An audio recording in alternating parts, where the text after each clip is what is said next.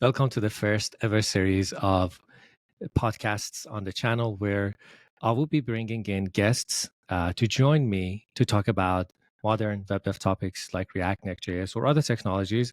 In some of them, we might build projects and do coding tutorials or live coding.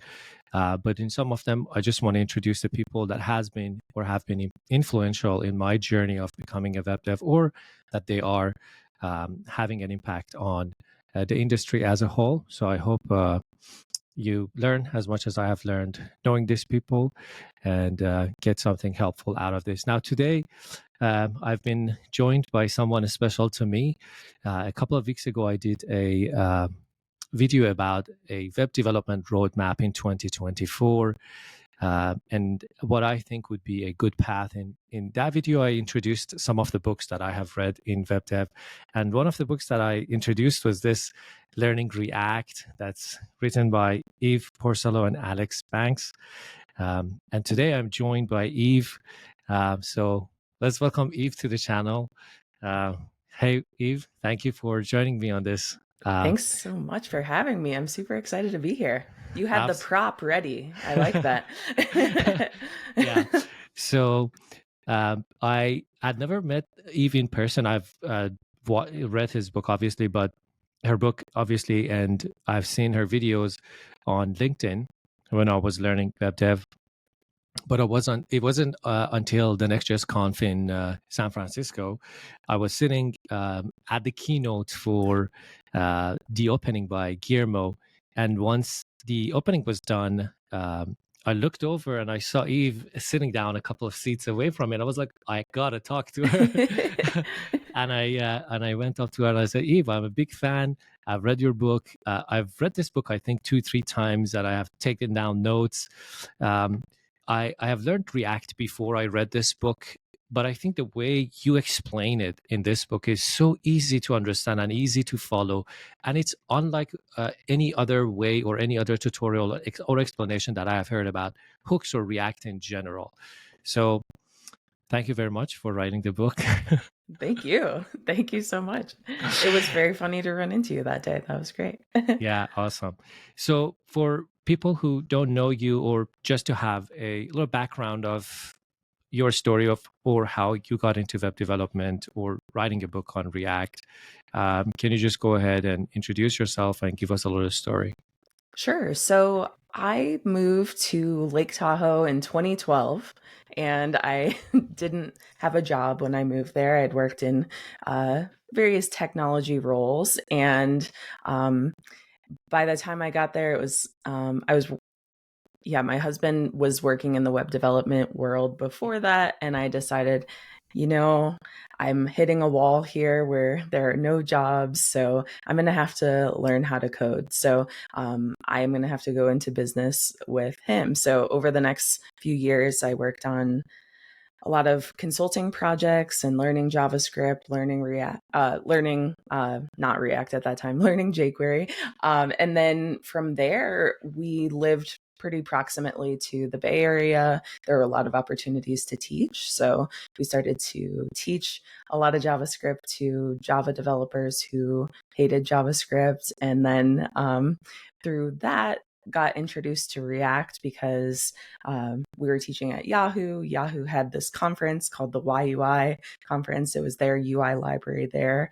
And then one day they killed the conference and killed YUI in favor of this other framework or library called React. So we got into React kind of early on and got lucky with a lot of different content creation type things. So created a React course for LinkedIn Learning, as you said, and then pitched an idea for the book. And that was sort of a right place at the right time thing because people were just falling in love with React and trying to evangelize it at their own companies. So we had a little moment in time that felt like there was an opportunity. Of course. So you have been in the trenches since the beginning of React. My journey of web development doesn't go as far as when React started, but I was heavily involved as soon as I started 4 or 5 years ago, I think. Yeah. React was already a thing back then in 2019. I think they introduced the hooks, so it was a little new, the idea of the hooks or the adaptation to it. What do you think of the evolution that React has gone through from the beginning that you saw it as a UI library, and then turning into functional components and introduction of hooks, and now moving to the backend uh, area or domain by introducing the React server components?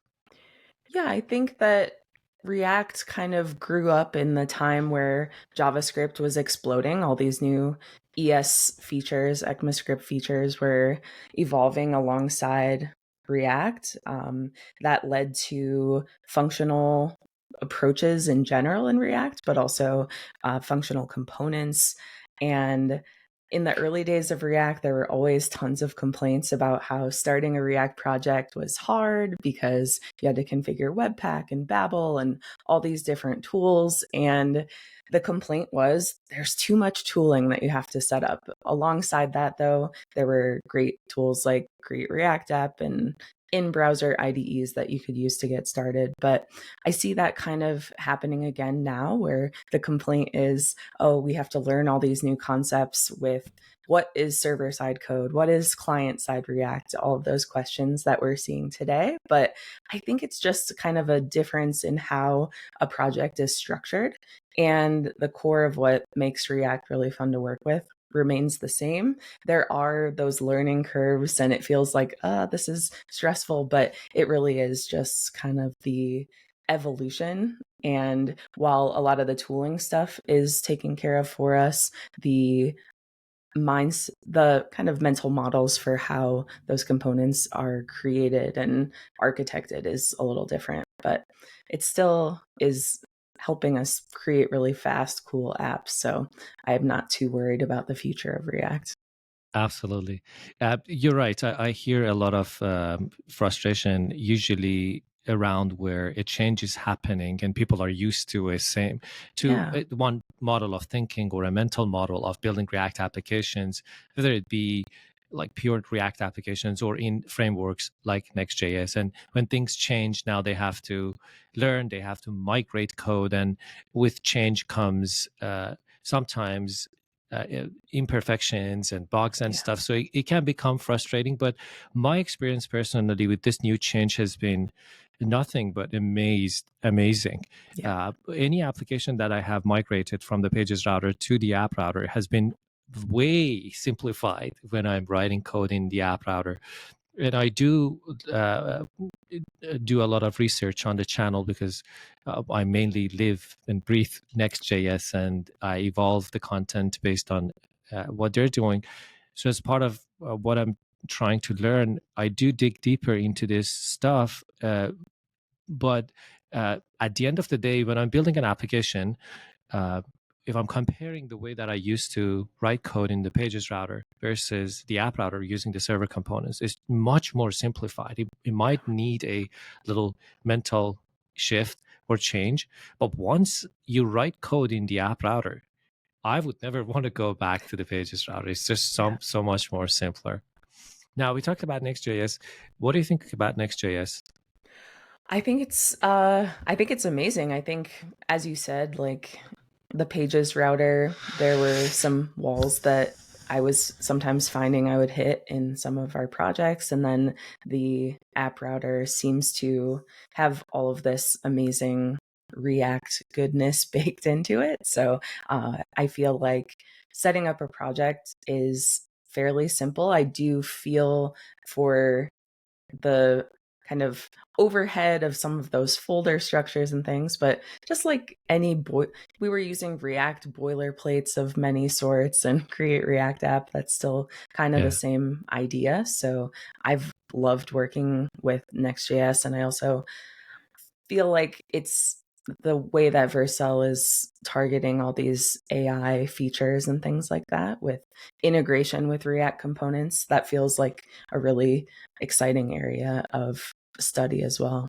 Yeah, it's funny you mentioned it because with this React server components and streaming and the suspense that just happened Yeah. to be at the same time as AI and these text generation models, which would work amazing if you're streaming content instead of just making the user wait for, I don't know, 10, 20 seconds of this models now generating whatever it is that they're doing. So it's perfectly aligned at the same time, the features that's in Next.js.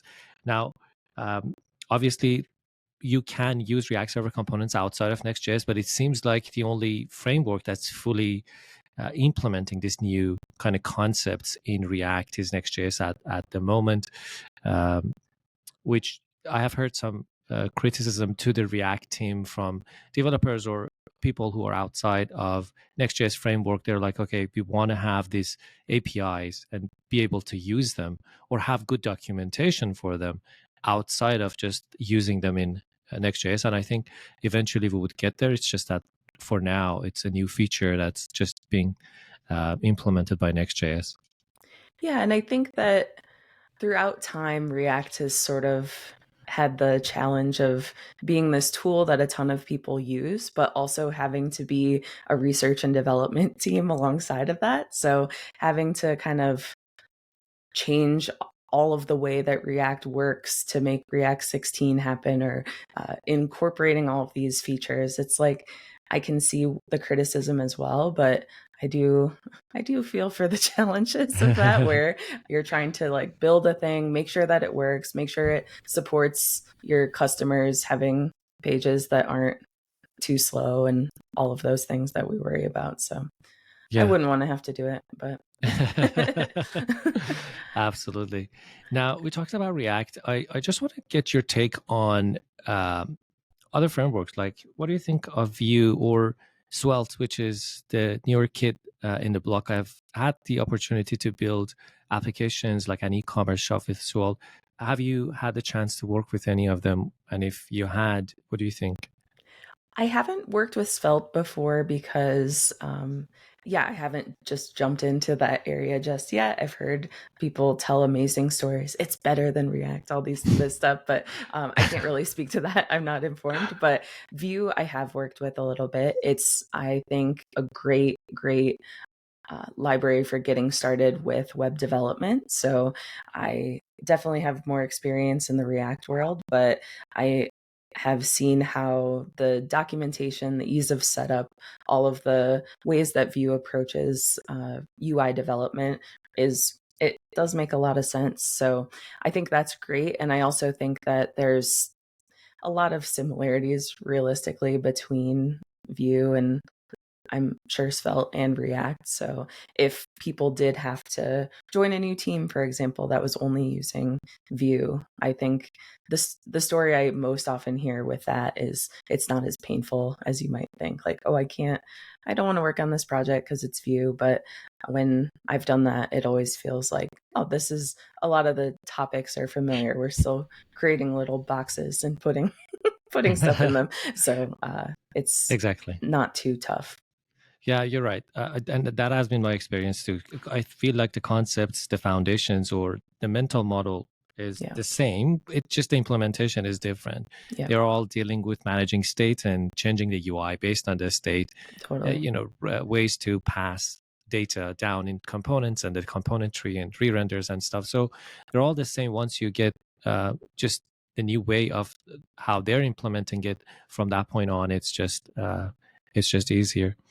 Uh, Now, have you had the chance to dabble with AI or AI development, or how it can be useful or helpful to us as developers? Or is it going to be something that's going to compete with us as front end developers, or, I don't know, full stack developers?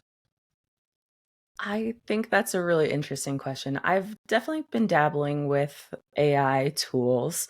I'm working on a class right now for AI for JavaScript developers, where we talk about some of the kind of developer tools like that make your work faster, but also how to integrate APIs from OpenAI and also the Next.js components that I was talking about before. You were talking about it's kind of this shift, right? Where we're thinking about instead of asking for some data, getting some data back, everything is a stream now. So, how do we start to incorporate that into React?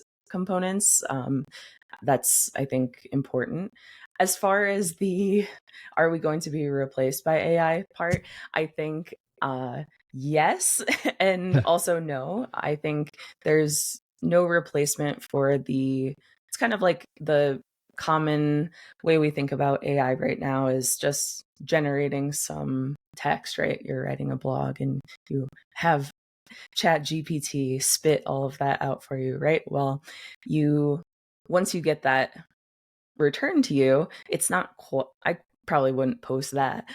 It's not quite there yet, but Yeah. can sometimes be a useful tool for brainstorming or for getting yourself out of your own way to get started. So I kind of see that being, I mean, I'm not a psychic, but I kind of see that being the same way for working on web development projects. Maybe there's a tool like V0 from Vercel where it's generating some React components for you. That feels like a very finished thing when you get it because you're like, wow, I can't believe it spit out a date picker and a form that quickly for me to use. Yeah. However, it's not like your job is done.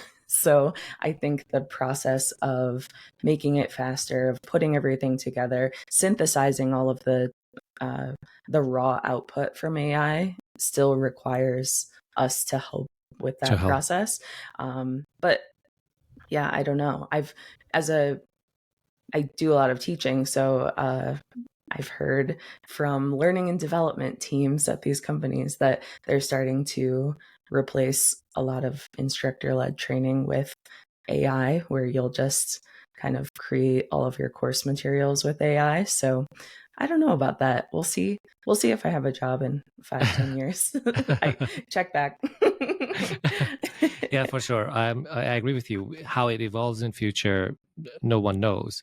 But at the state that it is now, I agree with you. It's more like a tool that can help us as developers, whether you are, working alongside Copilot in your VS Code, and it just helps you get going if you don't know a concept, and you just ask it to spit out the code, but it's not finished. You have to still work on it. You have to uh, still observe and monitor if the output is correct, or if you're using it for UI components, maybe gets to a place where it can just turn Figma designs. I know that there has been a lot of improvements in this area where you can turn Figma designs into React components. Well, that's an area that we can get there soon. But I think as of the state that it is right now, it's a tool that we can use, because at the end of the day, that code that you get at back, that React code needs to be used by a developer. If somebody doesn't know any coding, that code is not very useful. They don't know what to do with it. But yeah, we don't know where it goes.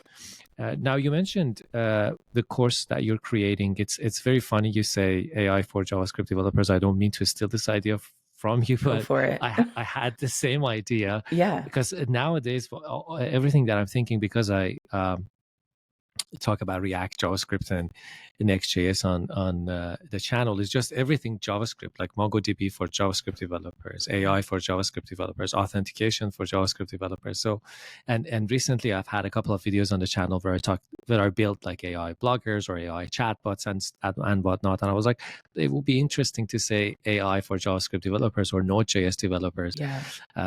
so that you can incorporate these new models, or how, as you mentioned, to talk to this.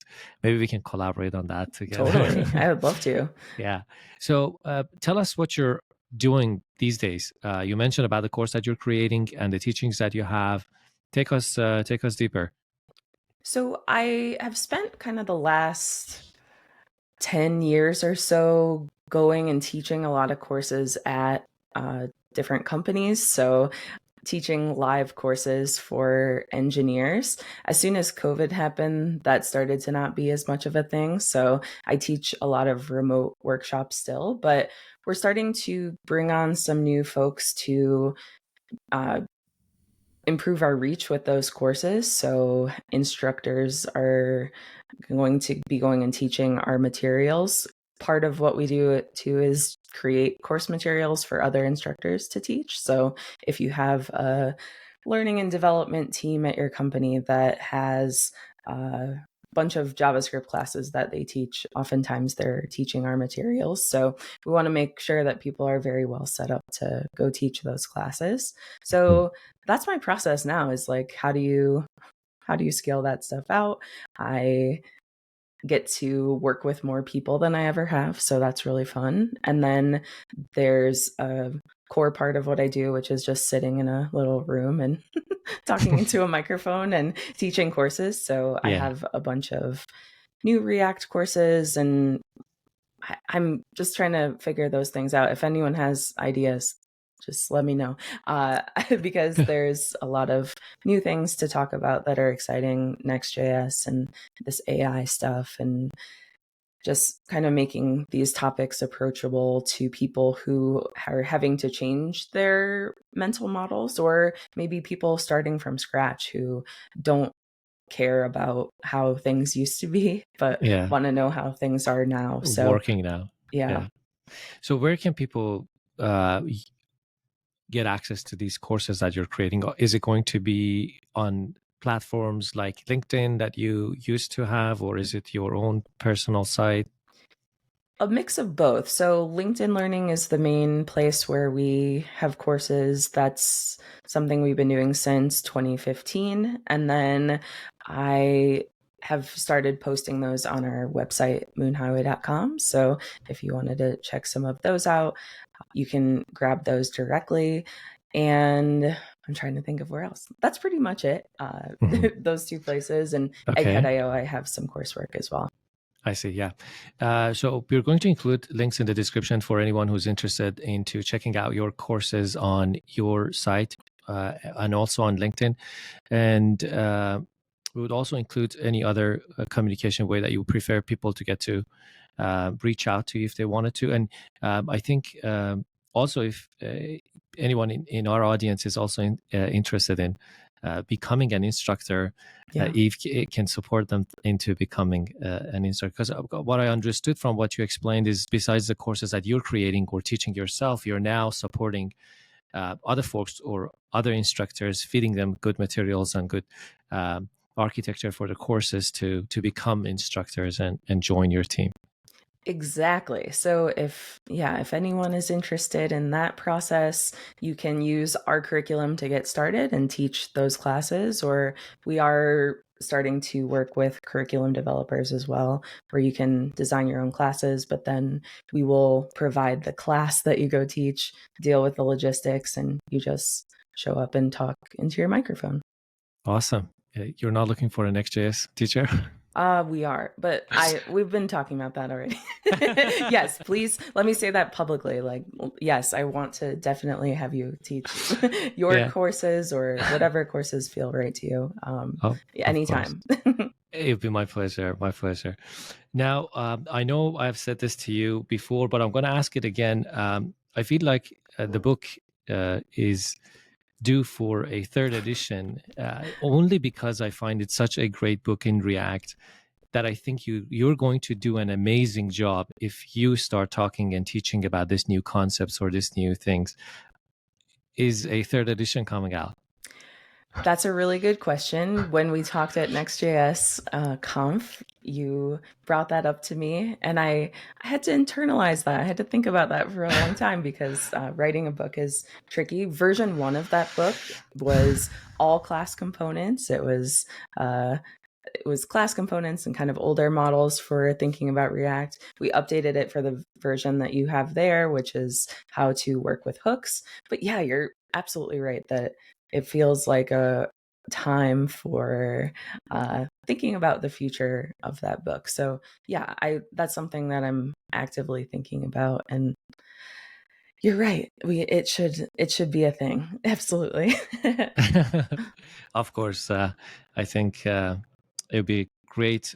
You have already had a great amount of contribution to the React kind of world, but with all these new changes and the confusion that I see Yeah. from folks watching a video or from the comments coming back, I think there's still room for more educational material, more books, great books like yours, to take people through this journey, or for anyone just like you mentioned, starting new that doesn't care about the previous version of how we did things, the class components, functional components, and now Yeah. React server components, to just start fresh with React, because I think at the end of the day, it is a tool that we can all use, and it's great. Awesome. So, anything else that is interesting or happening you want to share? Anything else that's interesting? I think, yeah, I'm so happy to see your channel becoming so popular. I think you're great at everything that you talk about. So, yeah, I feel like Thank there you. is an educational gap a little bit with some of these topics because they feel new, unstable ish. But I think those concerns about instability are kind of falling away as Next.js 14 and future versions come out. And then I feel like, yeah, there's an opportunity for newer folks to talk about what they're learning too, because our mental models are based on old patterns, and people coming to this stuff for the first time, I feel like they have a lot of good information to share as well. Of course, 100%. Well, I want to thank you, Eve, for joining me and accepting my invitation to come and join me for this interview, and to be the first one that I get to talk to on the channel. Hopefully, it was useful for uh, our audience as well. We're going to include links to access Eve's courses and website and social media handles if you want to get in touch. And I want to acknowledge you one more time for your contribution and great courses that you have had in React and also in my personal development journey. So I acknowledge you for that. Thank you, Eve. And Thank you. It's been an honor to be here, and that's very, very nice of you to say. awesome. I don't Okay. take that lightly. Thank you. Okay, great. Thank you very much, folks. If you have any questions, just like I've always leave them down in the comments, and I'll see you in the next one. Bye bye.